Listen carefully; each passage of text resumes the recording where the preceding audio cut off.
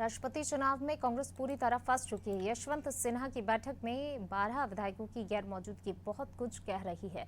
कांग्रेस भले ही सौदेबाजी के आरोप लगाए, लेकिन मध्य प्रदेश ही नहीं, देश के हर आदिवासी बहुल राज्य में कांग्रेस पर संकट है। कांग्रेस के भीतर भी दरार पैदा हो गई है। एनडीए ने आदिवासी प्रत्याशी देकर न केवल एक संदेश दिया, बल्कि आदिवासी कार्ड खेलकर विपक्ष को चारू खाने चित कर दिया।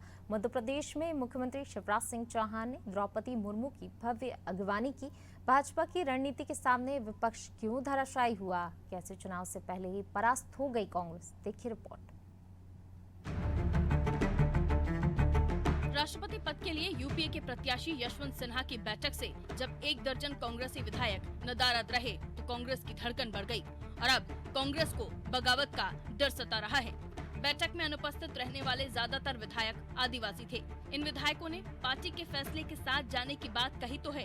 कांग्रेस की दुविधा ये भी है कि यशवंत सिन्हा दमदार प्रत्याशी नहीं है, जबकि एनडीए की द्रौपदी मुर्मू की दावेदारी से आदिवासी समुदाय में एक संदेश जा रहा है।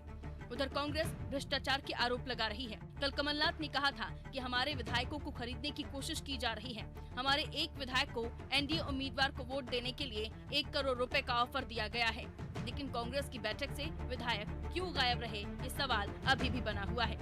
साझा विपक्ष के राष्ट्रपति उम्मीदवार यशवंत सिन्हा जी के साथ विधायक दल की बैठक में हमारे अधिकांश विधायक मौजूद थे, लेकिन जो विधायक जो अपने क्षेत्रों में पंचायत चुनाव की मतगणना और उसके परिणामों में व्यस्त रहे, उन्होंने माननीय प्रदेश अध्यक्ष कमलनाथ जी को फोन करके सूचना दे दी थी। भारतीय जनता पार्टी को चिंतित होने की आवश्यकता नहीं है। पहली बार ऐसा देखा जा रहा है कि एक आदिवासी बहन को राष्ट्रपति उम्मीदवार बनाने पर इवेंट मैनेजमेंट किया जा रहा है, नाच गाना किया जा रहा है, जैसा कभी भी राष्ट्रपति चुनाव में पहले नहीं देखा गया था। भारतीय जनता पार्टी 2018 में चुनाव हार चुकी है। चुनाव हारने का मुख्य कारण आदिवासी सीटों पर मिली हार थी। कांग्रेस की 24 आदिवासी विधायक हैं। भाजपा आदिवासी क्षेत्रों में अपनी मजबूत उपस्थिति दर्ज कराना चाहती है।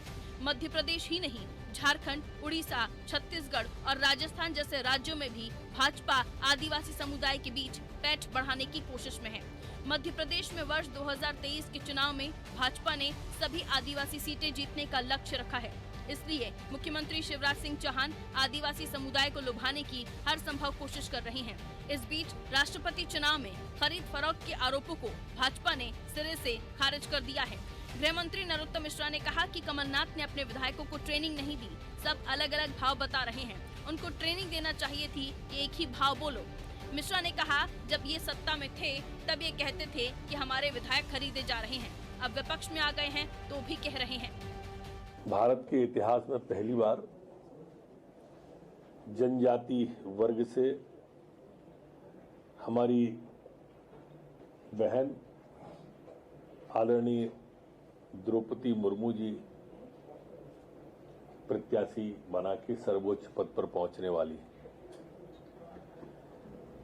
मध्य प्रदेश उनके स्वागत के लिए आतुर है।